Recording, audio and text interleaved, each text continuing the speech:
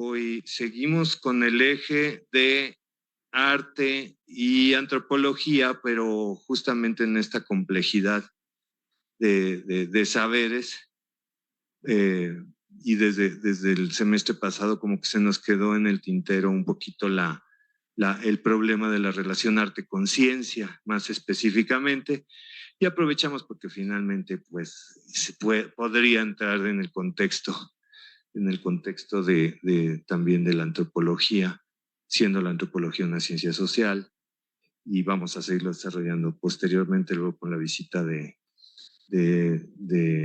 Pilar Quiapa, que es profesora en ciencias y va a trabajar para exponer sobre la autoetnografía, y posteriormente vamos a hablar del libro de la red de arte y antropología, y vendrá también Ignacio Pla y hablar, que tiene formación de antropólogo, y vendrá también el artista Alfadir Luna.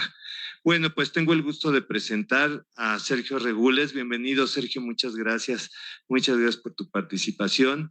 Él es físico y divulgador científico. Desde hace más de 25 años escribe columnas, artículos y libros e imparte charlas, así como cursos para divulgadores en México y varios países en América Latina. En 2014 obtuvo una beca en literatura de la Fundación Civitella Ranieri de Nueva York por su trabajo como escritor científico.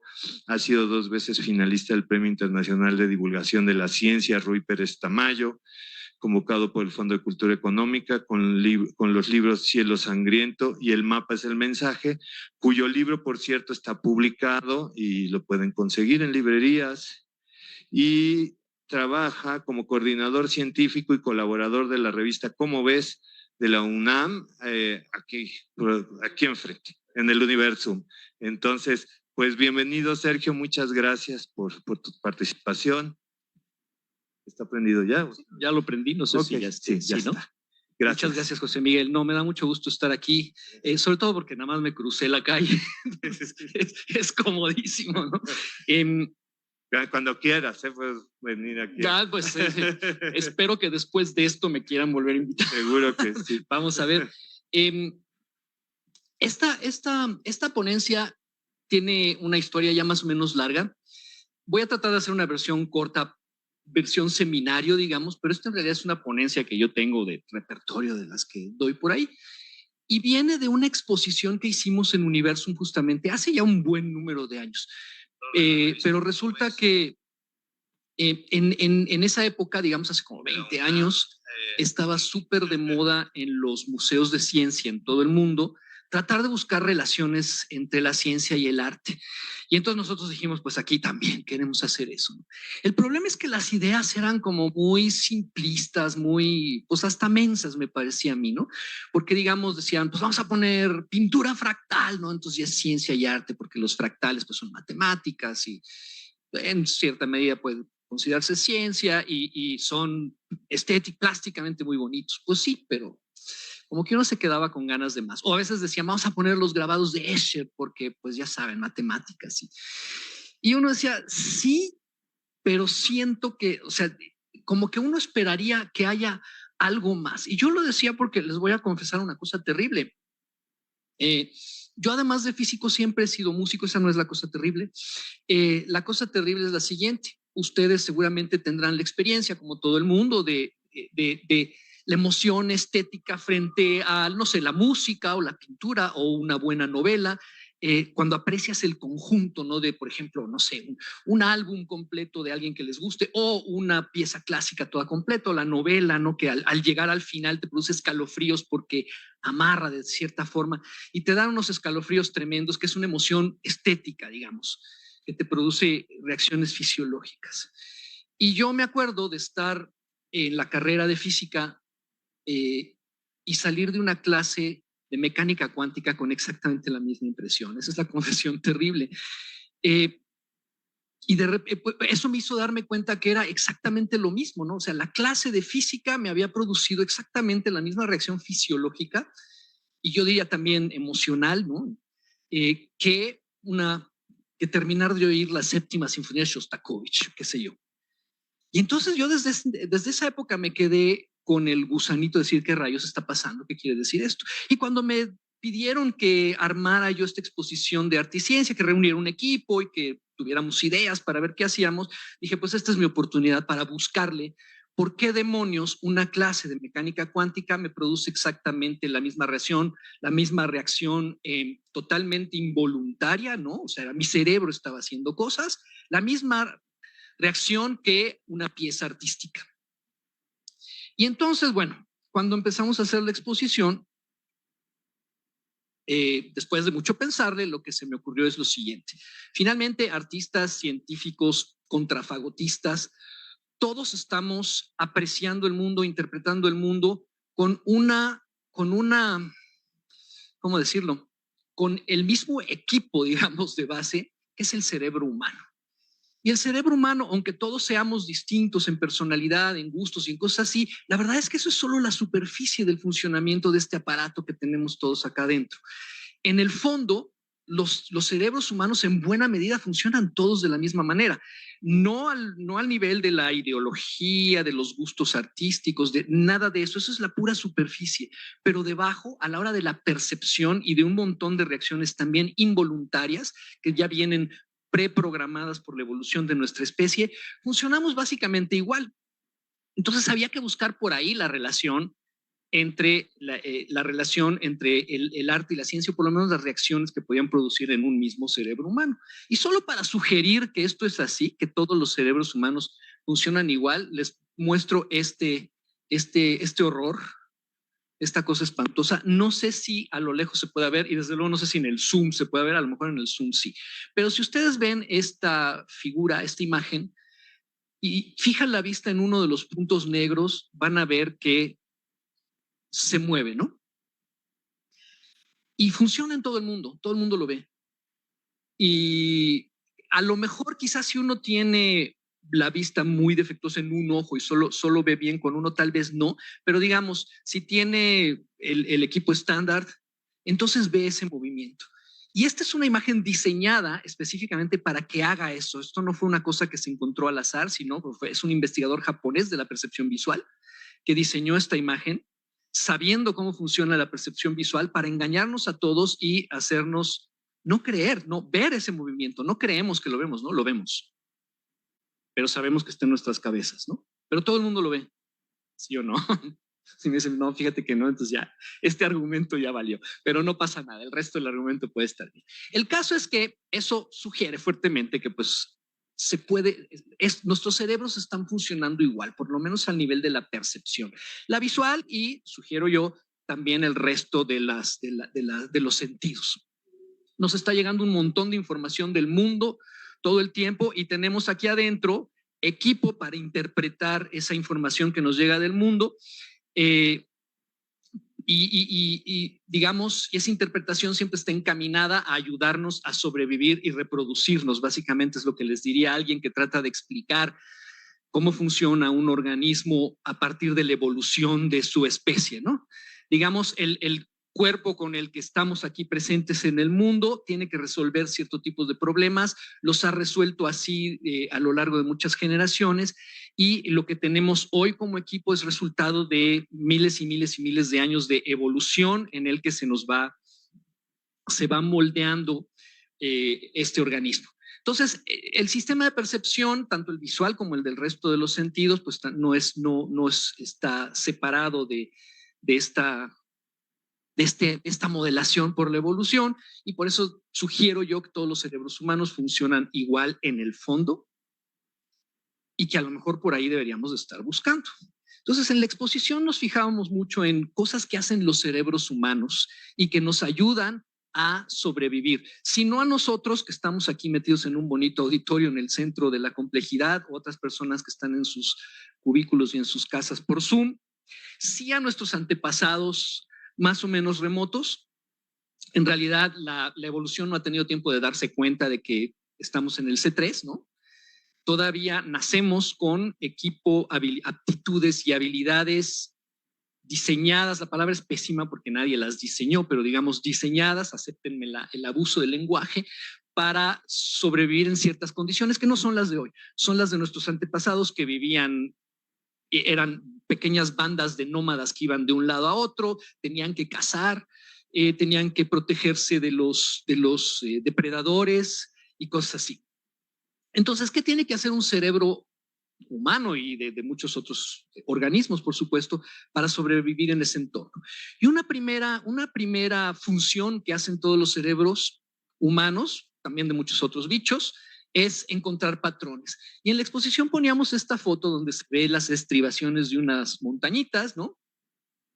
Y se ven estos pliegues con las sombras propias del momento del día en que se tomó esta fotografía. Y a veces uno en estas condiciones, por supuesto, ve cosas, ve patrones y ve figuras. ¿Ve figuras? ¿Sí ven algo o no? ¿Se ve algo ahí?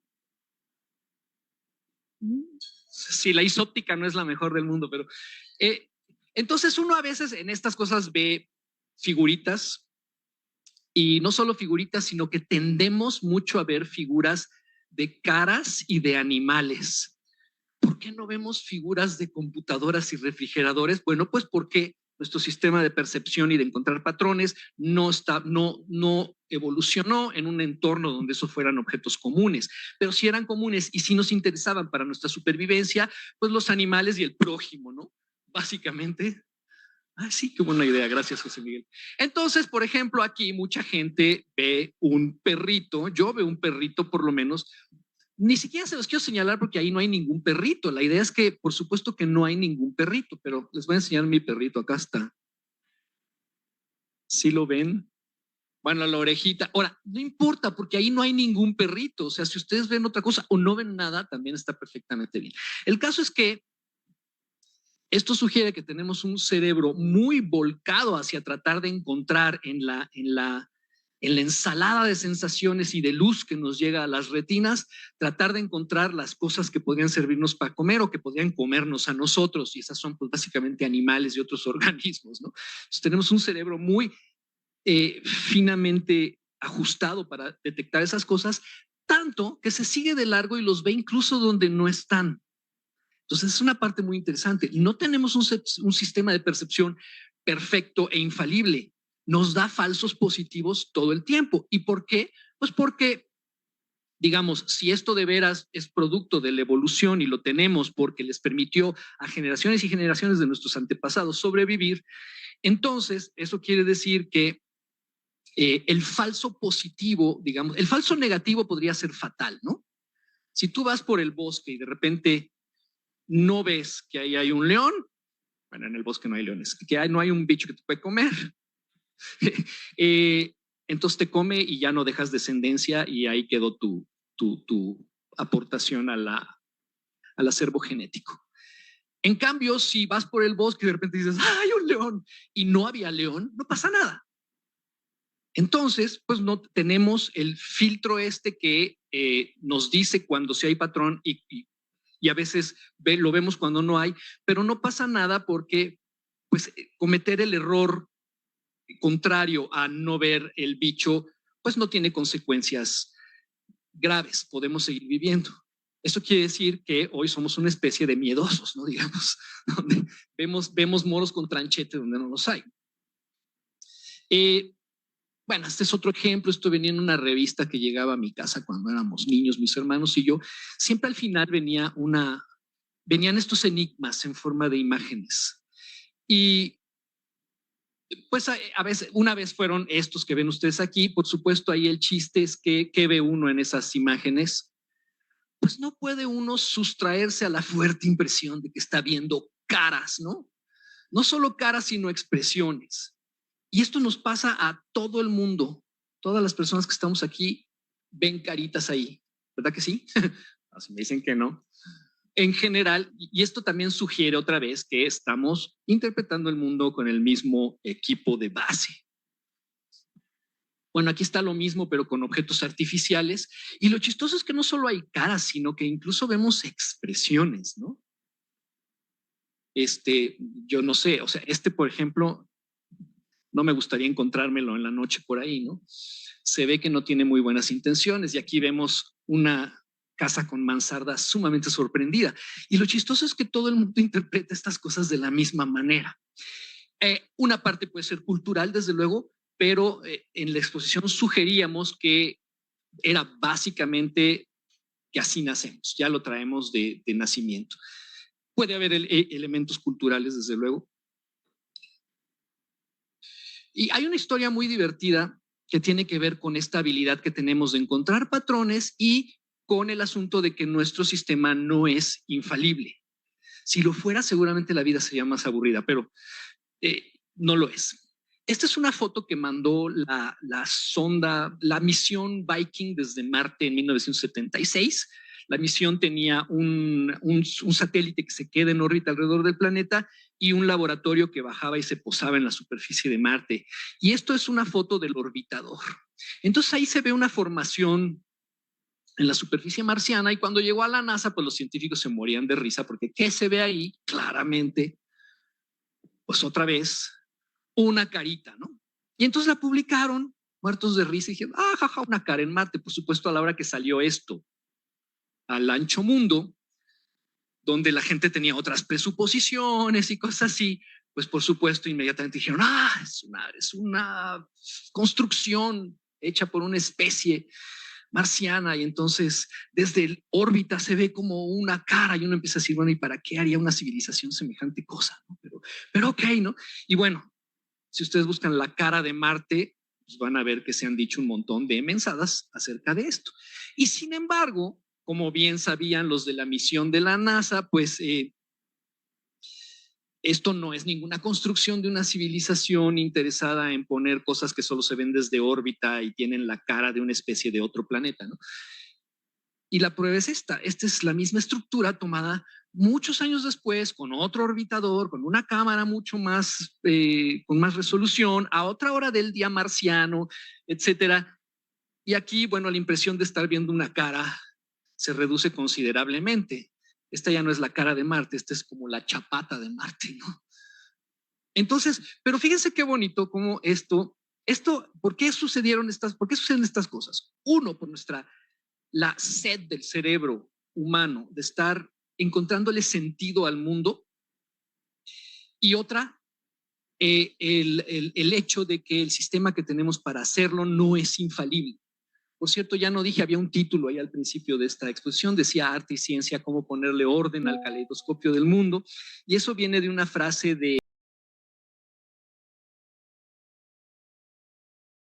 Miguel de Unamuno, que decía en el prólogo de Niebla, me parece, dice, el mundo es un caleidoscopio, la lógica la pone el hombre, dijo el hombre, pues si son los años 40 en España, imagínense.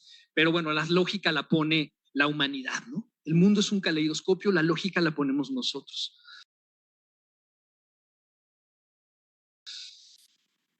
Cuando podemos, ¿verdad? ¿Qué otra cosa hacen los cerebros humanos? Pues con poca información, completar patrones. Esta es una habilidad muy útil, nada más que también pues nos podemos engañar. Y esta es la famosa ilusión del triángulo de Canizza. Aquí vemos nada más 3 discos a los cuales les falta un pedazo de pizza, alineados de tal manera que sugieren que a esos 3 discos los está tapando otra figura, ¿no? En realidad lo que hay ahí son nada más los discos a los que les falta un sector. Pero fíjense una cosa muy peculiar. Uno puede ver los lados del triángulo completos, ¿no? Incluso se ve más blanco adentro que afuera. ¿Todo el mundo ve eso?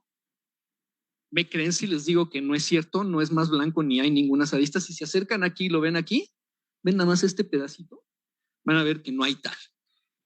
Entonces, y fíjense que no es, creo que lo veo, ahí sí como me parece, no, se ve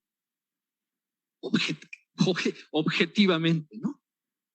Y todo el mundo lo ve.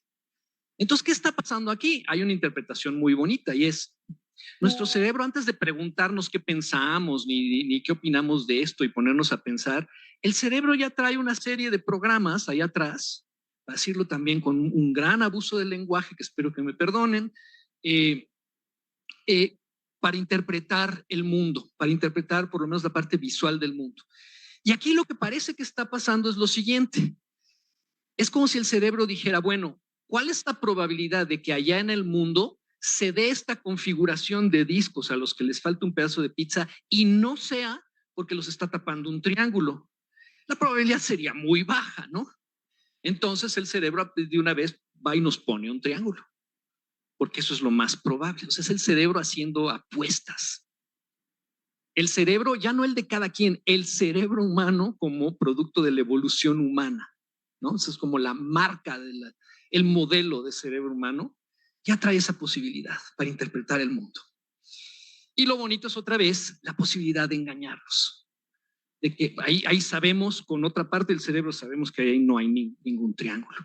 Pero tenemos esa posibilidad de con poca información completar patrones.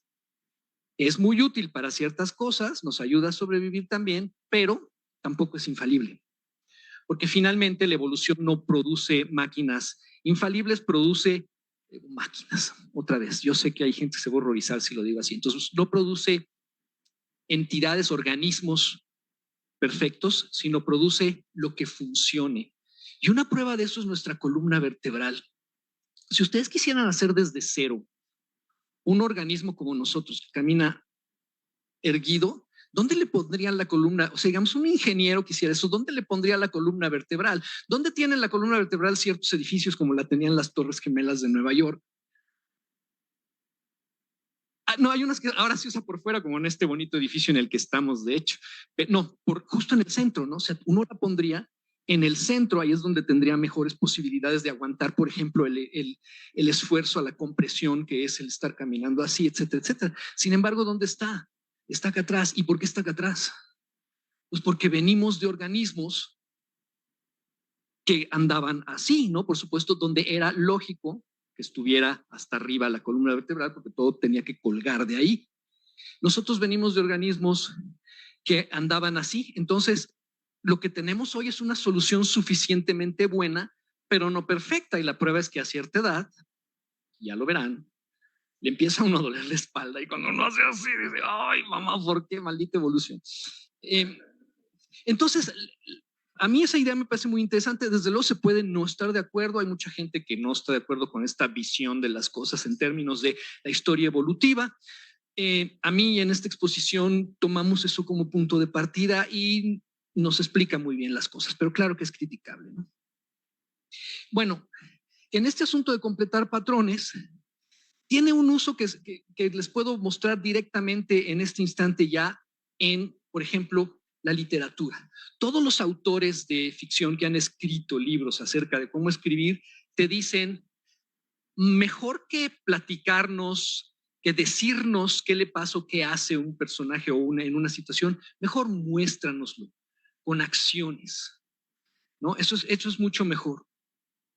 Y aquí está, por ejemplo, un ejemplo. Esto podría ser, no lo es, podría ser una frase en una novela rusa, y Rosa también, donde dice, Ana Mikhailovna clavó la vista en la puerta por la que había salido Sergei Dmitrievich y soltó un suspiro. Esa sería la forma en que, con sugerencias nada más, como en el triángulo de Kanitsa, el autor nos pone enfrente acciones que nosotros, con el conocimiento que tenemos del mundo y de nuestra especie, interpretamos, completamos la información, digamos. Y eso es lo que dicen todos los autores de ficción. Es mejor, en lugar de decir Ana Mikhailovna estaba loquita por Sergei Dmitrievich, es mucho mejor mostrar cosas así en la ficción, ¿no? Eso es lo que siempre se dice. Este sería un ejemplo. Y en nuestro cerebro es el que completa. Y otra aplicación muy bonita ocurre en el cine con experimentos que se hicieron hace ya 100 años, cuando el cine estaba empezando a desarrollar su lenguaje propio. No hacía mucho, el cine todavía era básicamente teatro filmado, se ponía una cámara inmóvil y enfrente pasaban cosas, ¿no? Y eso era el cine. Pero ya en los años 20 del siglo pasado empezaron a hacerse experimentos para encontrar un lenguaje del cine, y uno de ellos es la idea del montaje. Y aquí están los experimentos famosísimos de Lev Kuleshov, creo que también Sergei Eisenstein los hacía. Este es un video, no sé si es el original, pero esta es una cosa que se encuentra uno por ahí. Entonces lo que hizo Kuleshov es poner a un público que no sabía que se le venía encima, y le mostraba estas imágenes.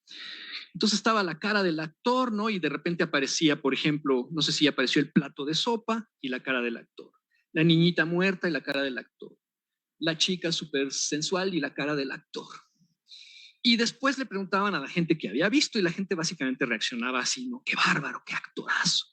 Fíjense cómo sin casi mover un músculo del rostro expresa en la primera parte, ¿no? La angustia de no tener que comer, y en la segunda el dolor de la niñita muerta, y en el tercera la lujuria. Y la verdad es que al actor lo que le habían dicho es, mira, tú pon cara de palo y te vamos a filmar. Y lo filmaron haciendo cara de palo. El actor ni siquiera sabía qué iba a ver después. Y luego juxtapusieron o intercalaron las otras imágenes. Y entonces el efecto fue que la gente interpretaba la juxtaposición como algo significativo. Si estaban una después de otra las imágenes, era por algo, tenía que querer decir algo, y el cerebro del público le completa la información y dice, claro, es que la lujuria, el hambre y bla, bla, bla. Y ese es el principio del montaje, que es esta idea de poner imágenes unas detrás de otras, como, no sé, la chica amarrada a las vías del tren, el cowboy cabalgando, el tren que se acerca, y no tiene uno que ver estos tres elementos al mismo tiempo en la imagen para saber qué está pasando. Y eso, por supuesto, es esencial para el lenguaje del cine desde entonces, y fíjense que está haciendo uso de esta capacidad que tenemos nosotros de, con poca información, completarla con lo que ya sabemos del mundo. Pero ¿para qué hacemos todas estas cosas, independientemente que las podamos usar para crear novelas y para crear cine? En la exposición sugeríamos que era justamente lo que ya he estado diciendo aquí, nos permite predecir qué va a ser el entorno, cómo se va a comportar para mejor sobrevivir, para poder sobrevivir a los depredadores, a las otras tribus que nos quieren quitar la comida y matar, y además para dejar descendencia. Ese es el máximo, a lo que aspira, si pudiéramos también hablar así, la evolución. Es un mecanismo que acaba creando organismos capaces de sobrevivir y reproducirse, de dejar sus genes para las siguientes generaciones. Entonces, para eso, pues tiene que predecir qué va a ser el entorno, y estas capacidades del cerebro humano podrían tener esa función, la de predecir qué va a ser el entorno. Y aquí puse una foto este es el cometa Halley a su paso por estas regiones del sistema solar en 1986, y lo puse porque es un ejemplo de predicción que va todavía más allá de la predicción que usamos en la vida cotidiana para cruzar la calle o para jugar el jueguito de video y que no te apachurren. Si uno es una ranita que tiene que cruzar la calle, puede calcular el tráfico y predecir también cómo cruzar la calle. Bueno, esto es un ejemplo de predicción que hemos llevado mucho más allá de lo que necesitamos en la vida cotidiana, porque el cometa Halley se llama así porque el astrónomo Edmund Halley en el siglo XVIII, a principios del siglo XVIII, usando las leyes de su amigo Newton, que eran también nuevecititas, y ciertas observaciones históricas de cometas, pudo predecir que un objeto que se había visto muchas veces en el pasado, él identificó, digamos, en muchos informes de cometas, identificó que había un patrón, dijo, este y este son exactamente el mismo objeto, y entonces yo predigo que va a volver en tal año. Y el cometa volvió puntualito en el año que dijo Halley. Lo malo es que Halley ya se había muerto, entonces no pudo verlo, pero digamos hemos llevado esta capacidad de predicción por medio de la ciencia, la hemos llevado a otros niveles más allá de simplemente sobrevivir. Bueno, este es otro ejemplo muy bonito. Este es el castillo de Chichén Itzá en días alrededor de los equinoccios, y ustedes saben que pasa este fenómeno, ¿no? Al ponerse el sol se proyecta la sombra de esta arista sobre el muro de la escalera y se ve las ondulaciones de la serpiente, y es una cosa muy bonita. Por supuesto, esto no es casualidad, esto está hecho totalmente a propósito, y para eso los constructores de este hermoso efecto especial antiguo tuvieron que haber hecho muchas observaciones, saber por qué el sol no se pone por el mismo lugar todo el tiempo, sino que va cambiando, que cambia cíclicamente, de ahí poder predecir dónde va a estar en ciertas fechas, y luego orientar la construcción para que pasara esto. Por cierto, un paréntesis que me gusta mucho hacer es, no tiene nada que ver con que sean los equinoccios. Los constructores escogieron los equinoccios, pero si yo quiero, puedo orientar el edificio de tal manera que esto ocurra el día de mi cumpleaños. También ocurrirá otro día, siempre van a ser 2 días, pero es nada más porque así lo orientaron, lo cual todavía habla mejor de los constructores mayas de este bonito edificio. Decidieron ponerlo justo cuando el sol está en la parte central de su trayecto anual, entre los dos extremos de su trayecto anual, digamos, en el horizonte. Entonces, ahí están dos formas en que hemos usado nuestra capacidad de predecir. Bueno, y el arte en todo esto, bueno, pues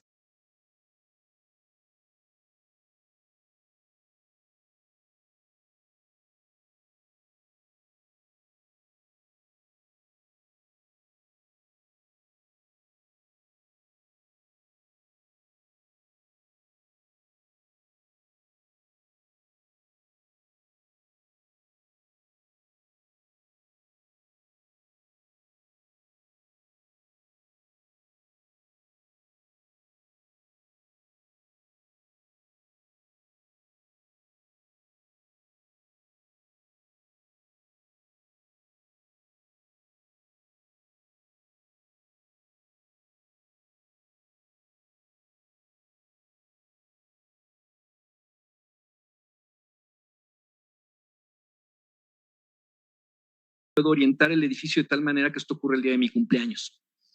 También ocurrirá otro día, siempre van a ser 2 días, pero es nada más porque así lo orientaron, lo cual todavía habla mejor de los constructores mayas de este bonito edificio. Decidieron ponerlo justo cuando el sol está en la parte central de su trayecto anual, entre los dos extremos de su trayecto anual, digamos, en el horizonte. Entonces, ahí están dos formas en que hemos usado nuestra capacidad de predecir.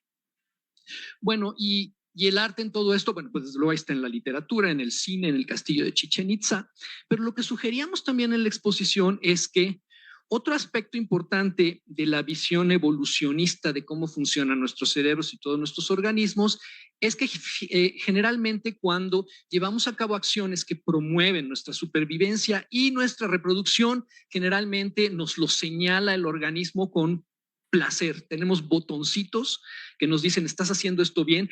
¿Cómo lo sé? Pues porque me gusta, ¿no? Entonces, cuando comemos algo con mucha energía, bien azucarado y grasoso, pues se siente bonito y por una buena razón, porque en ese entorno en el que evolucionó nuestro organismo, desde luego no había comida todos los días, no podía uno cruzarse al Oxxo a comprarse un Milky Way. Entonces eso quiere decir que cuando sí había que tupirle macizo porque no sabías cuándo iba a haber otra vez. ¿Y qué es lo que tiene más energía, que te dura más en la panza? Pues lo grasoso, lo azucarado, etcétera, etcétera. Entonces por eso la idea es que por eso nos gustan esas cosas y hay un montón de placeres que tenemos asociados a cuando estamos llevando a cabo acciones que promueven nuestra supervivencia y nuestra reproducción. Y por supuesto hemos aprendido, tenemos esos botoncitos, pero esos botoncitos, igual que la percepción, no son infalibles. También nos los podemos apretar nosotros artificialmente. Y así hemos inventado, por ejemplo, el pastel de queso, que es grasoso, dulce y frutoso, tiene todos estos elementos. Hemos inventado tecnologías del placer para apretarnos esos botoncitos sin que sea porque estamos haciendo las cosas bien para sobrevivir. Y lo que sugeríamos en la exposición es que uno de esos placeres es el placer de formar, de dar forma, de encontrar forma. Y este era el punto crucial en la exposición, era quizá la ciencia viene del placer que nos da encontrar patrones y encontrar forma y estructura en lo que vemos allá afuera, en la experiencia sensorial, aunque a veces falle.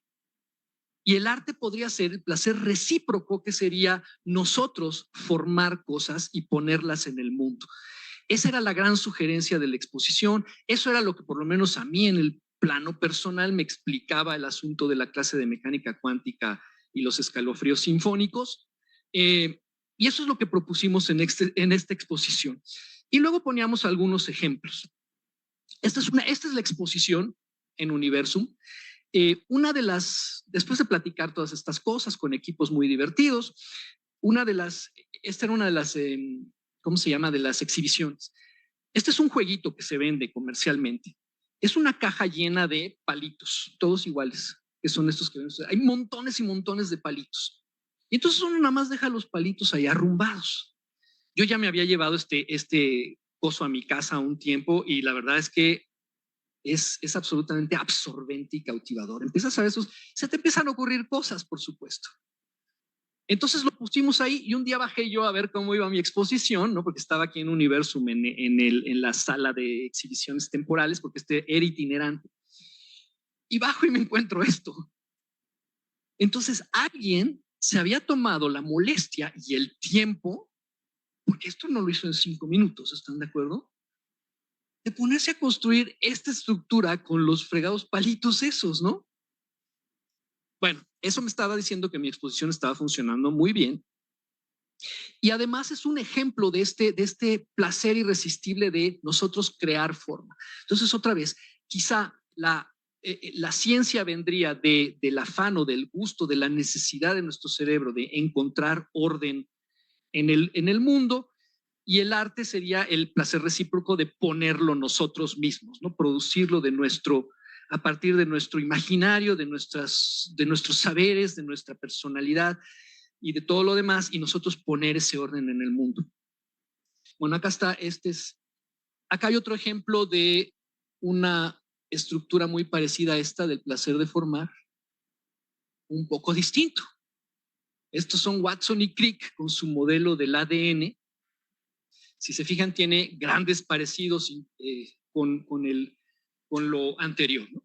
Esto nada más para sugerir otra vez esta idea de que detrás de todo esto podría ser el placer que tenemos programado en el cerebro de la forma, de la estructura, del orden.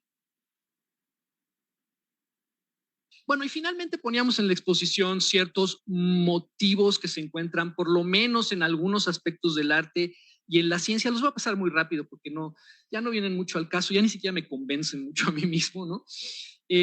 Y uno de ellos era poníamos este cuadro de Dalí y sugeríamos que a veces en el arte lo que salta a la vista no necesariamente es todo lo que hay ahí, ¿no? Entonces, aquí hay más de lo que, este cuadro se llama Gala mirando el Mediterráneo, pero desde luego ahí está más que Gala mirando el Mediterráneo. Hay un mensaje oculto que es muy divertido descifrar, ¿no? Y de lejos se ve mucho mejor. ¿Quién sabe por qué Abraham Lincoln? Habrá que preguntarle a Dalí, pero bueno, lo divertido es que está ahí ese juego en el que nos ocultan parte del mensaje. Y eso ocurre también muchas veces en la ciencia. Esta es una foto del telescopio James Webb. Los telescopios espaciales a todos siempre se les pone a mirar a lo lejísimos durante mucho tiempo y ver qué captan. Entonces la idea en este tipo de imágenes, también hay unas equivalentes del Hubble de los años 90, esta es la más reciente, es del año pasado, en el que pones al telescopio James Webb a mirar un pedacito del cielo muy chiquitito durante muchos días y ver qué se encuentra. Y sale esta imagen que uno puede admirar por sus colorcitos y sus formas, pero en el fondo aquí hay un significado mucho más profundo. Aquí, por ejemplo, cada uno de esos puntitos no es una estrella, es una galaxia, cada una con cientos de miles de millones de estrellas. Ese es uno de los mensajes. Estos arcos de aquí, no entremos en detalles, esa sería otra plática, pero son básicamente una cosa que se llaman lentes gravitacionales, que son muy interesantes, tienen una historia detrás, hay una explicación, nos hablan mucho acerca de cómo funciona el universo, en fin. Entonces, este era un motivo común entre el cuadro y este tipo de fotos. Y otro elemento que teníamos en la exposición, que no quedó como yo quería, pero era, básicamente teníamos un cono virtual, que no era virtual, en realidad lo creábamos con dos patitas puestas así en triángulo que giraban muy rápido, y luego le proyectábamos un plano de rayo láser. Y con ese plano de rayo láser se podía manipular para cortar el cono en distintos ángulos. Y si ustedes cortan un cono en distintos ángulos, van a ver surgir cosas como esta. Aquí el plano del láser estaba así medio atravesadito y lo que se ve ahí es una elipse. Y si uno movía el ángulo del plano del láser respecto al cono, pues le iba a ver aparecer parábolas, hipérbolas y hasta líneas rectas. Entonces la idea era que a veces detrás de la multiplicidad de las cosas, de lo que vemos en el mundo, hay un concepto unificador. Y eso es común en la ciencia. En este caso, todas esas curvas que mencioné, parábolas, hipérbolas, elipses, etcétera, se llaman las secciones cónicas, Y parecen cosas distintas, pero en realidad todas vienen de tomar un cono y cortarlo en distintos ángulos, nada más. Entonces hay un elemento unificador muy bonito, muy estéticamente placentero, digamos, que está detrás de esto. Y desde luego también en el arte están, en ciertos tipos de arte, digamos, por lo menos, es bonito encontrar este concepto unificador de cosas, ¿no? Que se ve una diversidad, pero detrás de la diversidad hay un concepto unificador. Y para terminar, ahora sí, hablábamos de la abstracción en el arte y en la ciencia y tomábamos la serie de toros de Picasso y hacíamos una analogía entre cómo Picasso fue pasando del toro más o menos, no mucho, pero más o menos realista. Podría haber empezado más realista, pero no importa mucho. El chiste es que este es un toro mucho más realista que los que siguen y cómo Picasso va modificando el toro, quitándole elementos sobre todo. La idea es que va quitando elementos, no se fijen mucho en los letreritos, hasta que llega a este de aquí, ¿no? Que es, podríamos decir que resume la esencia de la toricidad. Y lo comparábamos con la construcción de una teoría científica como por ejemplo la ley de la gravitación universal de Newton. El toro original pueden ser las observaciones de la bóveda celeste en la que uno distingue primero estrellas de planetas, ve que los planetas se mueven raros, se pasa siglos sin entender un cuerno o entendiendo un cuerno de maneras distintas y poco a poco va cayendo en la cuenta que hay ciertas cosas que no importan. Digamos, no importa si es jueves, no importa si el planeta es rojo o amarillo, no importan un montón de cosas hasta que puede llegar a la ley de gravitación universal, que es una ecuación con muy poquitos elementos que resume, que contiene todos los movimientos planetarios posibles, no solo los que vemos allá afuera, sino todos los posibles. Entonces, era más o menos la idea está ahí la idea de la abstracción, que también puede ser común a estos dos tipos de arte. Y creo que lo podemos dejar ahí, pasar a las preguntas, disensiones y tomatazos. Muchas gracias. No estuvo mal, ¿no? ¿El tiempo está bien? Ah, qué bien. 40 minutos exactos. Muy bien, muchas gracias. Bueno, pues pasamos a las preguntas, comentarios.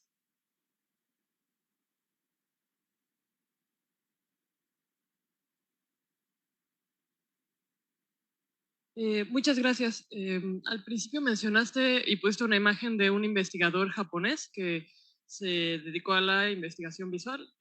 ¿Podrías darnos el nombre, por favor, de ese? No me acuerdo, pero lo puedo buscar. Gracias. Si es que esa imagen la puse ahí así. A lo mejor si la busco la misma imagen. Es muy posible. Sí, es muy posible. No debe ser difícil. Digamos que no hay muchas ilusiones ópticas que estén hechas deliberadamente. Entonces, a lo mejor si buscas en Google Scholar ilusiones ópticas diseñadas, algo así.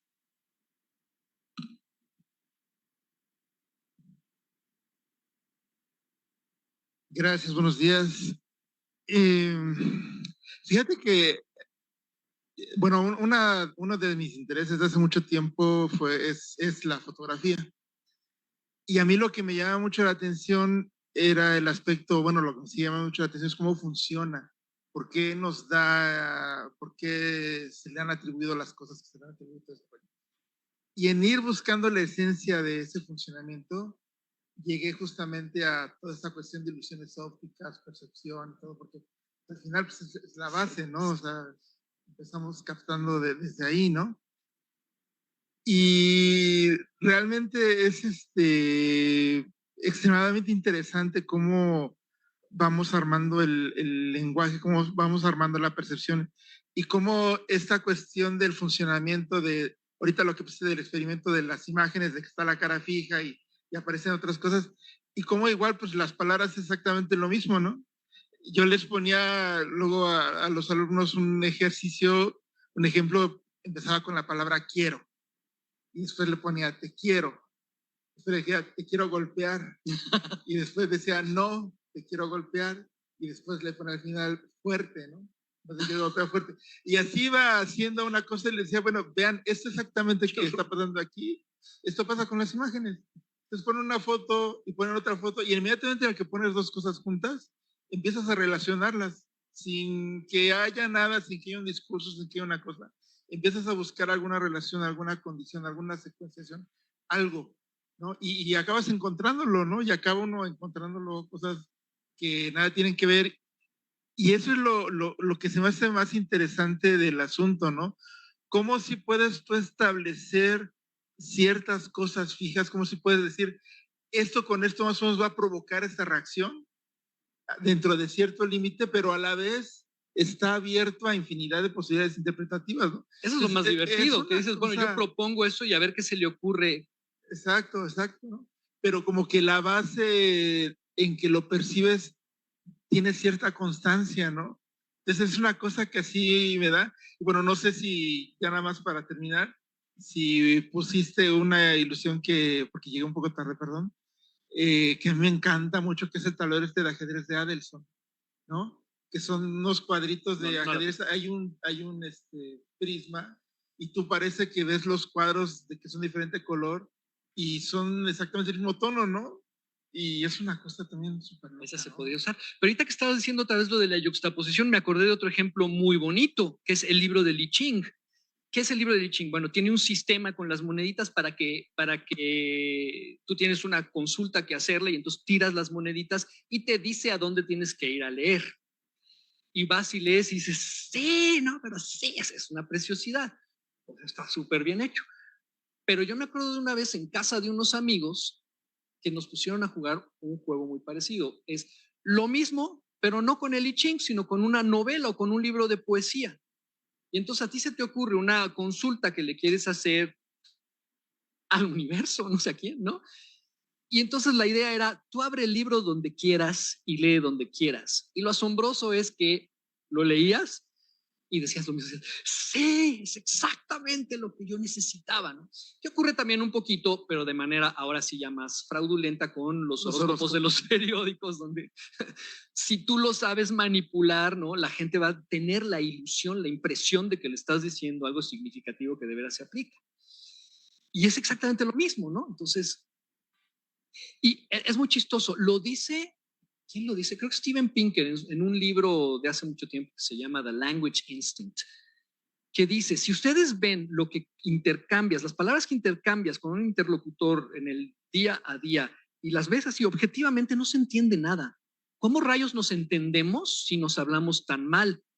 Y él sugería en ese libro que es que cuando tú platicas con interlocutores, como estamos nosotros aquí o en la calle con amigos, siempre hay como una presuposición de buena fe y entonces uno siempre dice, o en tu cerebro siempre dice, esta persona de buena fe me está tratando de decir algo. ¿Qué es lo que me está tratando de decir? Entonces te dice cosas que en el fondo son bien incoherentes. Si ustedes transcriben mi plática de hoy, van a ver que parece que está hablando, bueno, háganlo, me lo han hecho, alguna vez me pasaron una transcripción literal de una plática y dije, pues es que eso no se hace, ¿no? Entonces, tú estás platicando con alguien y te está diciendo cosas muy incoherentes, pero tú con estos mecanismos interpretas porque sabes que te está queriendo decir algo de verdad. Entonces, construyes el mensaje más probable a partir de tu experiencia y de lo que sabes de esa persona y lo que sabes del mundo para construir el mensaje más probable y entonces nos entendemos, que es lo sorprendente. Pasa todo lo contrario cuando con alguien firmas un contrato. ¿Cuál es la característica del lenguaje legal de los contratos y del paper académico? Por cierto, en el contrato al revés, hay una presuposición de mala fe y entonces se machaca con los términos, se definen monosémicamente, es una cosa imposible de leer precisamente porque ahí la suposición es la contraria. Ahí no puedes dejar resquicio. En cambio, yo aquí me puedo permitir dejar montones y montones de resquicios porque yo sé que ustedes sin quererlo van a hacer el esfuerzo de entender y entender lo que yo dije. Entonces, es otro ejemplo fabuloso de cómo funciona el cerebro y para qué funciona el cerebro así.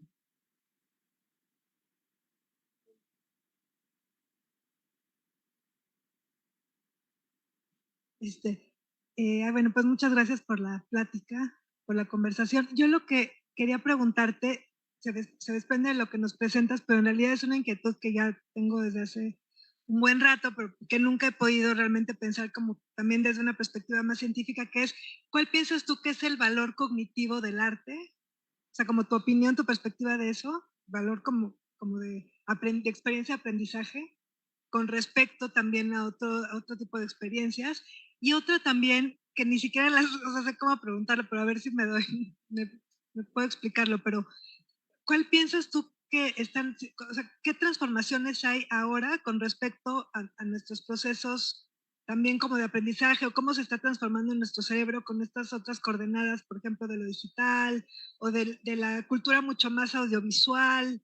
Como que creo que hay muchos cambios que nos tenemos que enfrentar, por ejemplo, bueno, todo el mundo, pero yo pienso mucho desde la docencia, quienes trabajamos también justamente, bueno, en ciencia, en arte.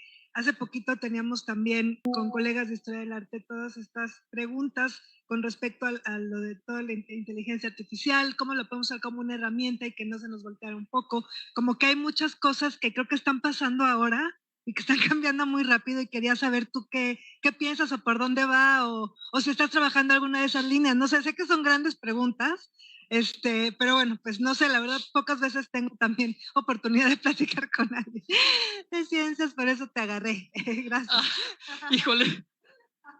Ay, mamá, no, creo que sea mejor. O sea, son preguntas para la gente de historia del arte y para la gente que investiga en percepción y todo eso son un montón de cosas. Ahora, la primera que dijiste es el arte y el valor. Ahí te puedo decir, digamos, una opinión mía.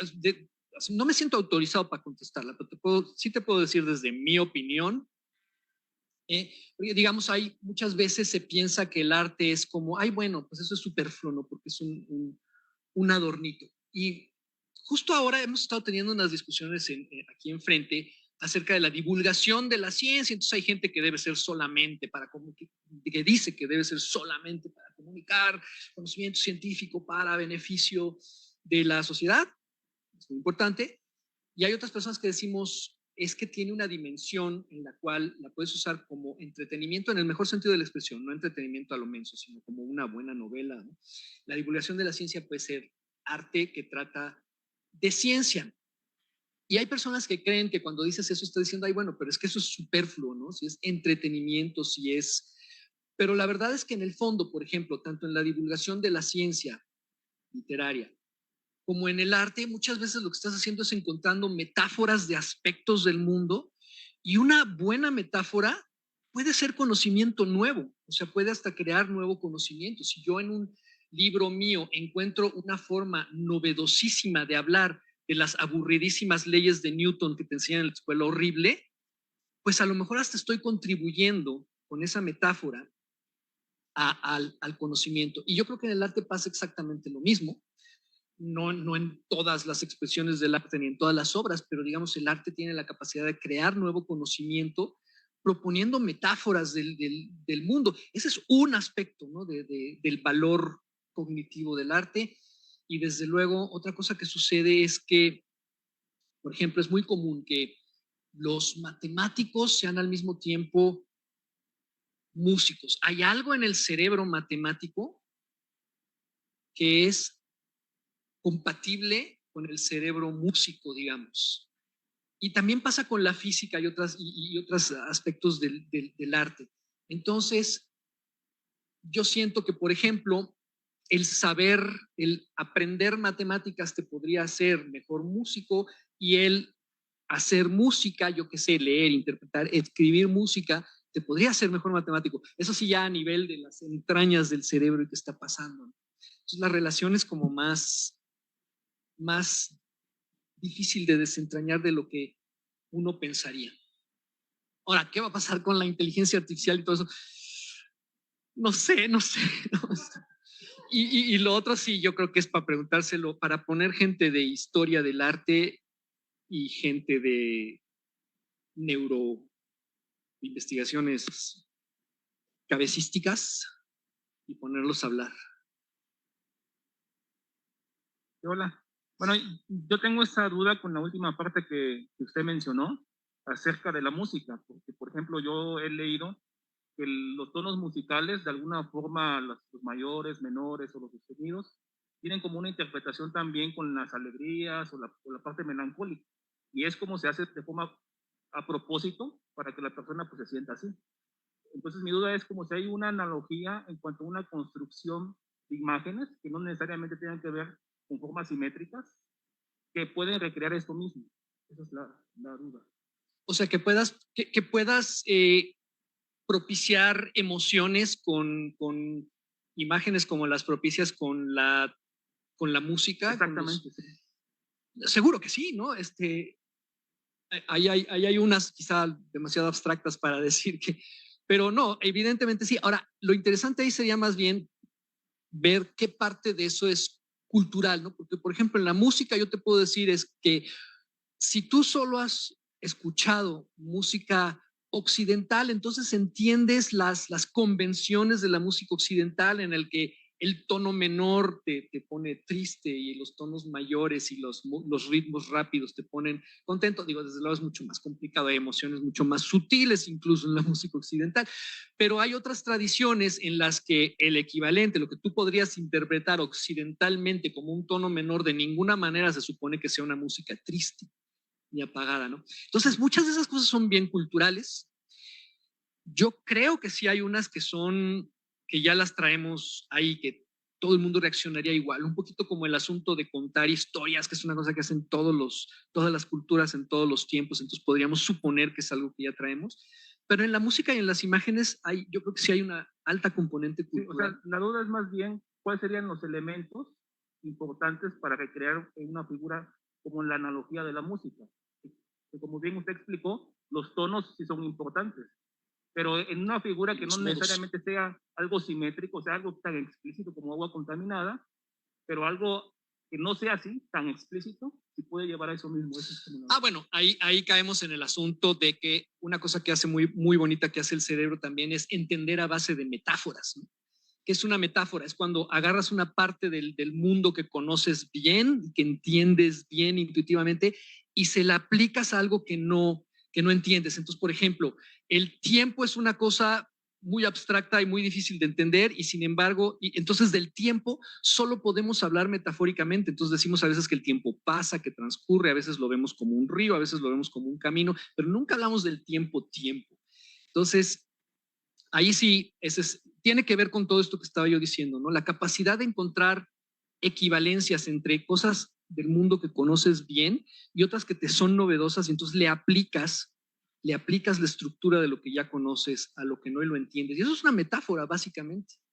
Cuando asimilas una cosa bien conocida a otra que desconoces, entonces ya entendido. Entonces quizá podría ir por ahí. Puede ser mucho más sutil con las imágenes, puedes decir cosas con las imágenes de una manera mucho más sutil que directamente poniendo lo que quieres decir por medio de la metáfora.